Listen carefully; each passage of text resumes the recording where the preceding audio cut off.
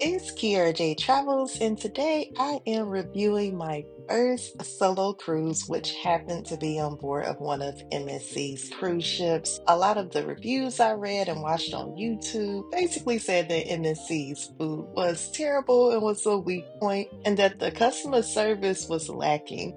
I spent 4 nights on the MSC Seascape to see if these reviews were accurate and to determine if it is worth giving MSC Cruises a try.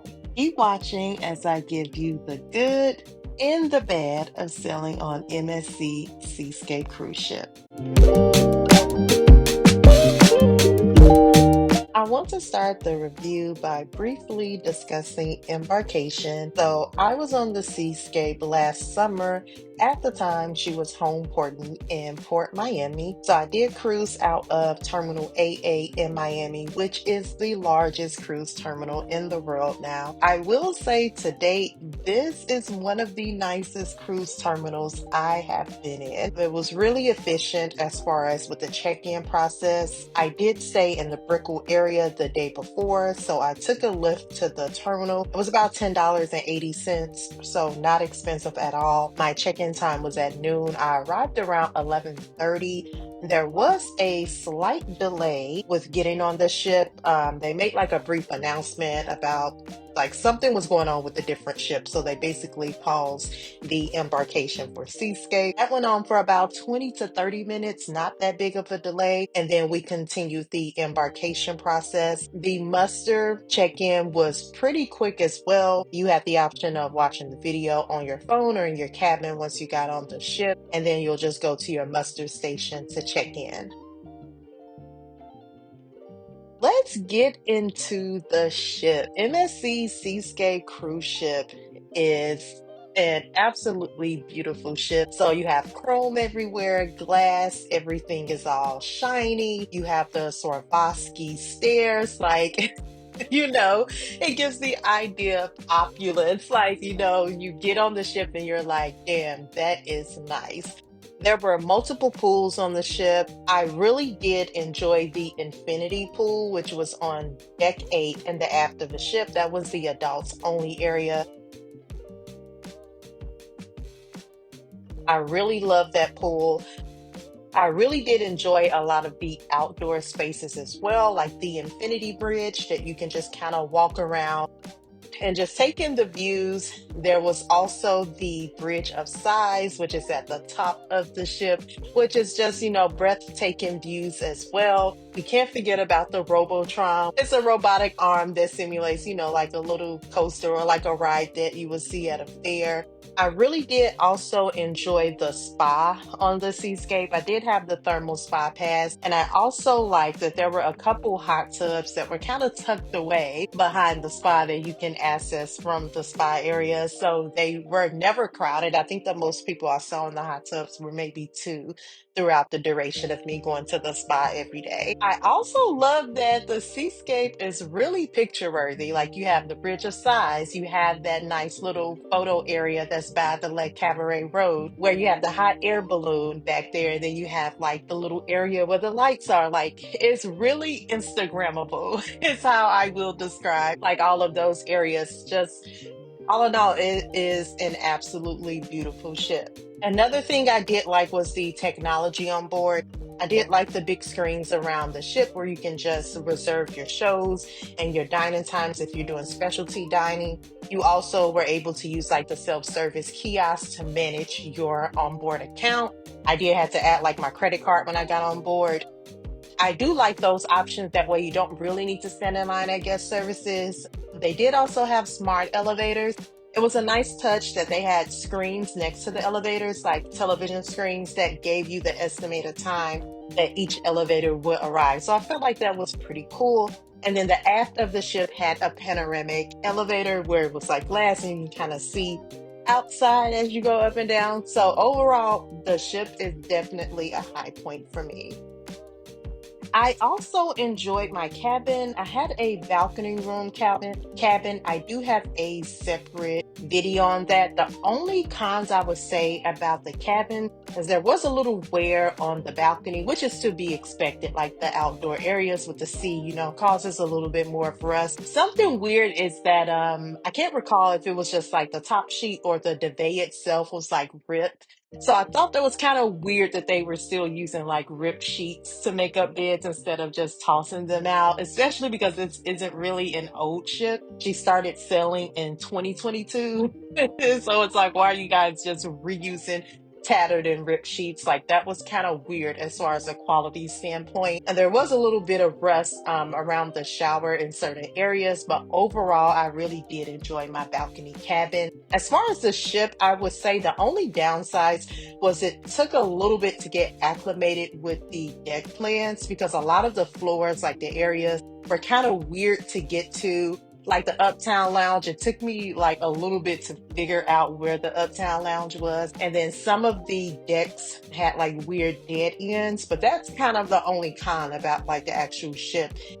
So let's hop right into what everyone probably wants to discuss, which is the food on MSC. MSC's food causes the most discourse online and even in reviews when discussing MSC cruises, the food is always mentioned. Now, I will say, based on my experience with MSC and others' experiences, it seems that they have rectified or made efforts to make their food better.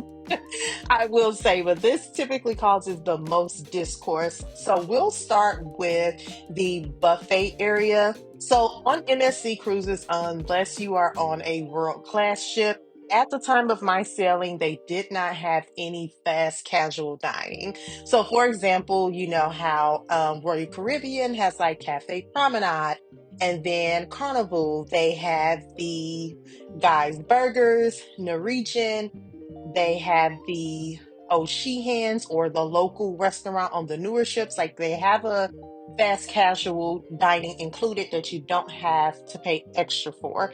On MSC ships, they did not. So at the time of my Seascape sailing, the only options was the main dining room as well as the buffet.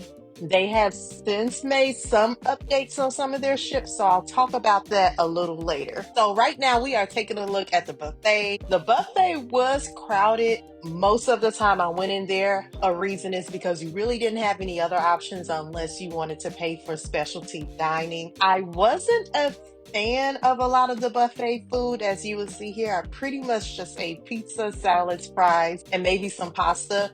I will say, for the most part, they did pasta well. The pizza, after sailing on the other main cruise lines, I will say, for me, MSC's pizza is the best. The triangle pizza, not the square pizza. There is a difference. I did go to the buffet, I believe, once for breakfast, and then I did go for dinner. During dinner, some of the meats were a little weird as far as texture, but those lamb chops were chef's kiss.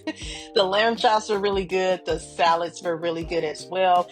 I did like that they had continental breakfast in the Loft Cafe. That was one of my favorite areas on the ship. Absolutely loved the bar there, loved the bartender. So that was an alternative. I found this out like on the last morning, but on my sailing, MSC started to roll out the option of having breakfast at Butcher's Cut, which is their steakhouse, as well as Ola Tacos. So I believe they have pretty much rolled that out now on most of their C-class ships. So you do have an alternate option for breakfast now. Aside from the buffet, we are going to talk about the main dining room. So the main dining room served breakfast, lunch, and dinner, just various hours throughout the day. So on the second night, I decided to go to the dining room. And unfortunately for me, as you see in the video, there was a bug that crawled from underneath the bed of lettuce that was underneath my shrimp and crawled around the bowl of my plate. I was recording just so I can record the food and use it later in the vlog. So I was taken aback. Like, I know that food quality issues happen on land as well. I just didn't expect to see a bug come out of my plate. I did alert my server. I didn't request to speak to the maitre d' at the time. I did later speak to guest services. I will talk about that towards the end of the video when I discuss the service and kind of just let you guys know what happened with that situation. The rest of the meal was okay. The cheesecake was fine. I had the red snapper, but due to that quality issue, I did not return to the dining room. And then I only visited the dining room one other time, which was for C-Day brunch. I had the Tiffany Blue Mimosa, which was really good, as well as the karaage chicken. I had some type of bread pudding, but I can't really remember if I liked it or not. But brunch was pretty good, I will say. Just keep in mind that with brunch, you more than likely would be at a shared table if you have a party of one or two. And then lastly, we are going to talk about the specialty dining, which was the star of the dining on the Seascape Butcher's Cut. Like, I had one of the best steaks I've had in general. That's on a cruise and on land. I had the filet mignon. The crab cake was pretty good. I did enjoy just the service from my server, the wine pairings. I did have a drink package, but you are able to purchase wine and drinks a la carte as well. I just really enjoyed the experience, the ambiance at Butcher's Cut. Everything was pretty good. I did have the chocolate lava cake. I will say the lava cake is better on other cruise lines. It's a little bitter, but it was fine. It wasn't bad. Overall, that was the best meal that I had on the ship, and that was night one.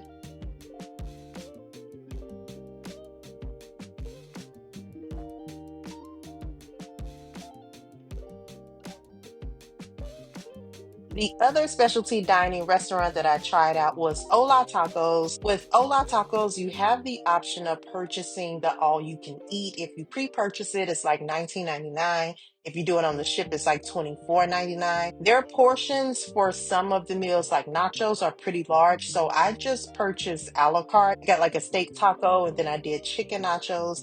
They both were pretty good. I think I only ended up spending like a little over $10. So it's really affordable. If you want another option and you want specialty dining, like Ola Tacos is the most affordable option. The other thing I want to talk about are the drinks on MSC. I absolutely love the bars on MSC. I really like the bartenders and the bar service.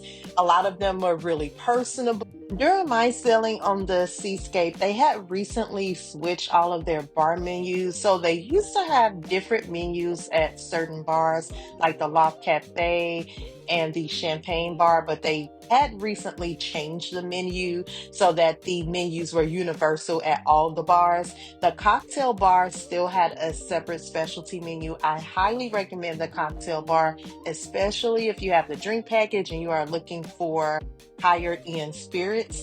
So let's hop into the onboard activities. So like some of the other mainstream cruise lines, MSC has a daily program, which also includes a daily planner, which gives you a list of the activities. They do deliver a paper copy in the staterooms, as well as it's available on the app. One thing I did notice is that the planner was available on the app about maybe 30 days before the sailing, a little less than 30 days. So I was able to take a look at some of the options. And then, of course, the planner was finalized once we were on board the ship. So that was pretty cool to get a good idea of what's available. So they have pretty much the same activities. There was trivia available. I didn't do a ton of trivia just because I had the thermal spa pass. So honestly, I spent all my free time in the spa, which I do not regret that at all. So trivia and the dance classes were typically held in the Times Square area. There was also crafts and game shows in the Uptown Lounge,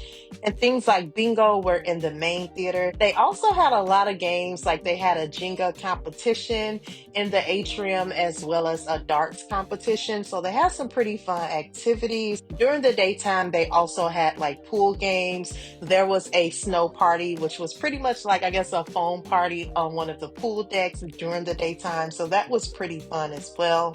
So that is going to lead us right to the entertainment in the nightlife.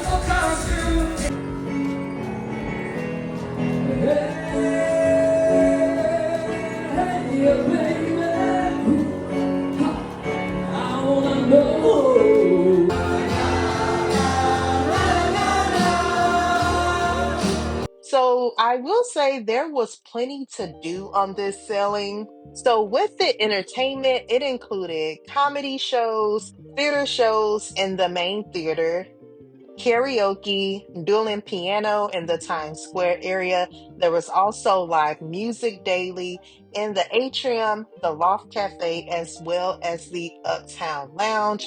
There was also themed parties every night. There was one comedian on board, and he did a couple of comedy shows for two of the nights.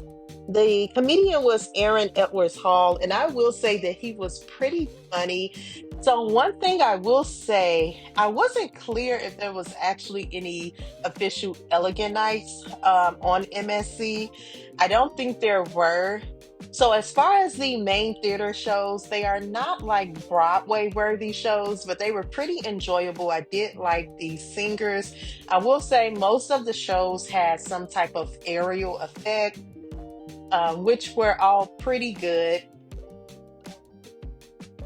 I wish their entertainment cast was more diverse, but the entertainment staff, like the cruise director and some of the staff that were hosting some of the parties and the game shows, were pretty diverse. So I did like that. In Le Cabaret Rouge, there was a variety show a couple of nights, and I really enjoyed the variety show. One night there was a violinist, which I really enjoyed, and just to have like a change of space of the entertainment that's available. And as far as the parties, the theme parties had a really good turnout. So the white party as well as the glow party, I will say people come on MSC to party. So I did really enjoy the parties on MSC. There was not a dedicated nightclub, but they did have late night DJs in La Cabaret Rouge. One thing I will say that was a con about the parties and just some of the adult spaces is that at the time of my sailing, MSC didn't do a good job of making sure those adult spaces stayed adult. They do have a greater European clientele, which means that typically they brought their kids everywhere, which included the late night parties and the late night DJ and things that should have been, 18 plus. So I'm not sure if MSC has gotten a little bit better with managing that, but that's just kind of like the only con I had as far as the nighttime activities. But I feel like there was definitely a good selection of parties as well as activity and nighttime entertainment to choose from.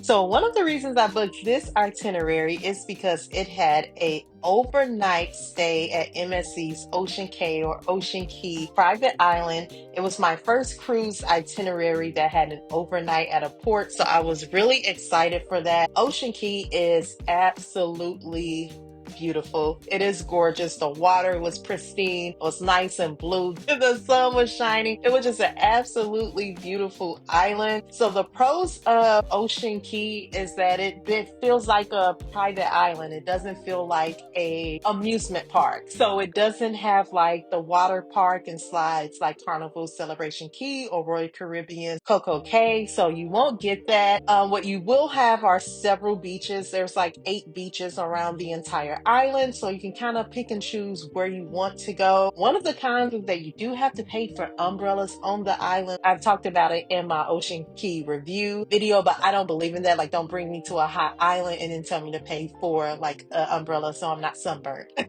So that's one of my biggest gripes with the island. I will say if you stay in the Lighthouse Beach area, there are free umbrellas and chairs there. I love going to the Bimini Beach part, which is on the other side of the island, and I pretty much just drag my lounger to the shade and the back by the trees. That was fine. With the overnight at Ocean Cay, or if you happen to be there later in the evening, there is a lighthouse show. So there's like a lighthouse light show. And we also had a beach party one night too, which was amazing. One thing that was a con for me as well is the food. So there is a buffet available on the second day if you do like an overnight, as well as food checks. The food wasn't the best, but the best thing is like you can literally just walk back on the ship to eat. The other port stop we had was Nassau. So at the time, that was my first time in Nassau, Bahamas. So I did like a tour. I bought a tour when I was in port. So I went to the Queen Staircase, the Rum Cake Factory. I went to Cable Beach, and I went to a couple other places as well. So I do have a Nassau vlog up on my channel already if you guys wanted to watch that. But yeah, overall, the itinerary was pretty nice. But if you've been to the Bahamas before in general, I feel like that Ocean Cay is definitely a nice break from that typical Bahamas itinerary. And lastly, certainly not least, we have to talk about the staff on board the MSC Seascape. Overall, I had a good experience with the staff. I had a good experience with my room steward. If I needed anything, he was able to get it for me. Great bar service. The entertainment staff were really friendly and engaging.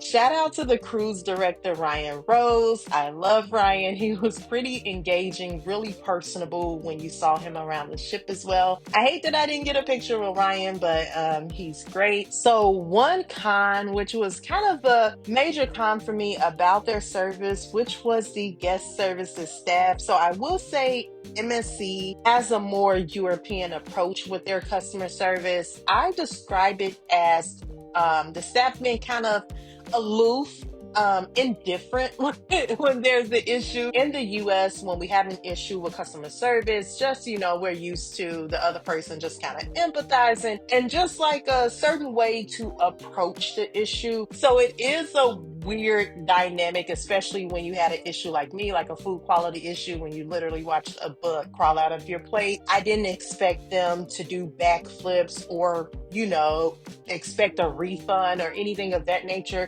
So what I thought was fair, I requested to have a comp or a specialty dining meal, just one meal, not for the rest of the cruise, because remember this happened on day 2. So I just requested one meal to be comp because I knew that I wasn't going back to the main dining room. The solution that I received while at guest services was they wanted me to go meet with the maitre d' or the supervisor of the dining room with my server to discuss the issue so they can apologize, and then we come up with a solution at that point. That personally made me uncomfortable because I'm not sure if the server would be chastised, which it wasn't their fault or even their issue because they're not the ones in the kitchen. So that just made me uncomfortable. I did not want like anyone essentially to get in trouble. I didn't want my server to get in trouble. I gave them a copy of the video. I had like some other pictures and stuff that I shared with them from the dining room that I didn't think that that was a fair solution. They did not agree to my solution of comping just one meal at a specialty dining restaurant. Instead, they sent a